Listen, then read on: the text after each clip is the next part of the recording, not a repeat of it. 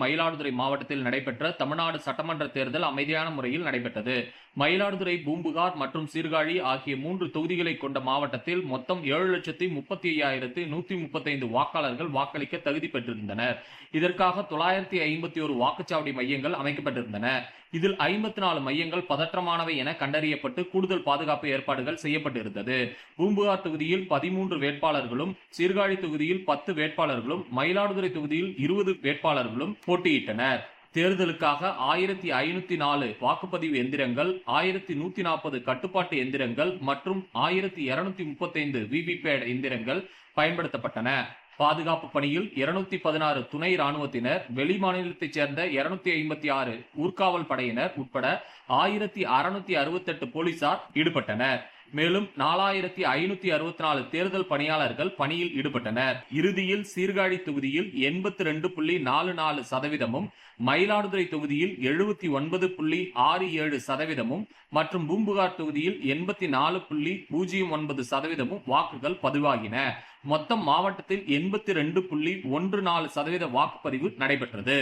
இந்திய பள்ளிக் கல்வி விளையாட்டு ஆணையம் சார்பாக 69வது தேசிய அளவிலான கடற்கரை கைப்பந்து போட்டியானது கோவா மாநிலத்தில் உள்ள மிதான்மர் கடற்கரையில் நடைபெற்றது.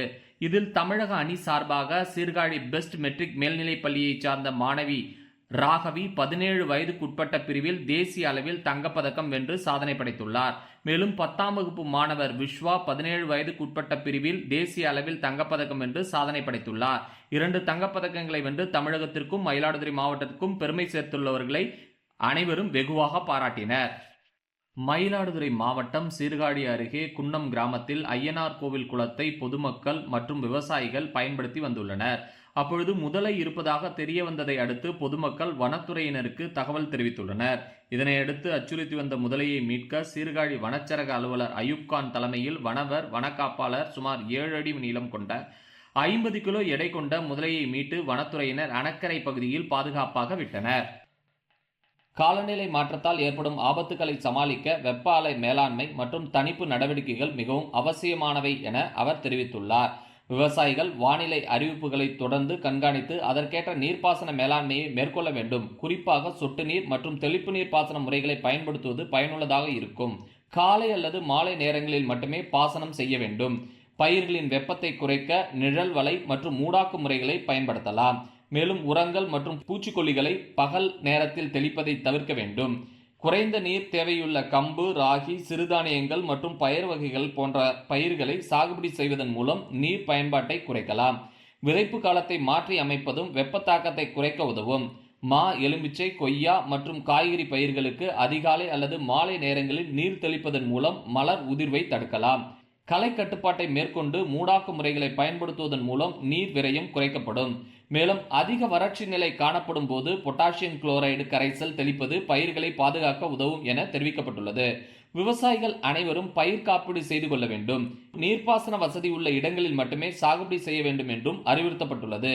இந்த முன்னெச்சரிக்கை நடவடிக்கைகளை முறையாக பின்பற்றுமாறு மாவட்ட ஆட்சியர் H.S. ஸ்ரீகாந்த் விவசாயிகளிடம் கேட்டுக்கொண்டுள்ளார். தமிழ்நாடு விளையாட்டு மேம்பாட்டு ஆணையத்தின் கீழ் செயல்படும் விளையாட்டு விடுதிகளில் 2026-27 ஆண்டிற்கான சேர்க்கைக்கான ஆன்லைன் விண்ணப்பங்கள் வரவேற்கப்படுகின்றன. 7, 8, 9 மற்றும் 11ஆம் வகுப்புகளில் பயிலும் மாணவ மாணவியர்கள் www.sdat.tn.gov.in இணையதளம் மூலம் மே 3ஆம் தேதி மாலை 6 மணி வரை விண்ணப்பிக்கலாம். மாவட்ட அளவிலான தேர்வு போட்டிகள் மே 7ஆம் தேதி மாணவர்களுக்கும் மே 8ஆம் தேதி மாணவியர்களுக்கும் மயிலாடுதுறை சாய் விளையாட்டு அரங்கில் நடைபெற உள்ளது. மேலும் தகவல்களுக்கு 9510007777 மற்றும் 7401703459 என்ற எண்களில் தொடர்பு கொள்ளலாம்.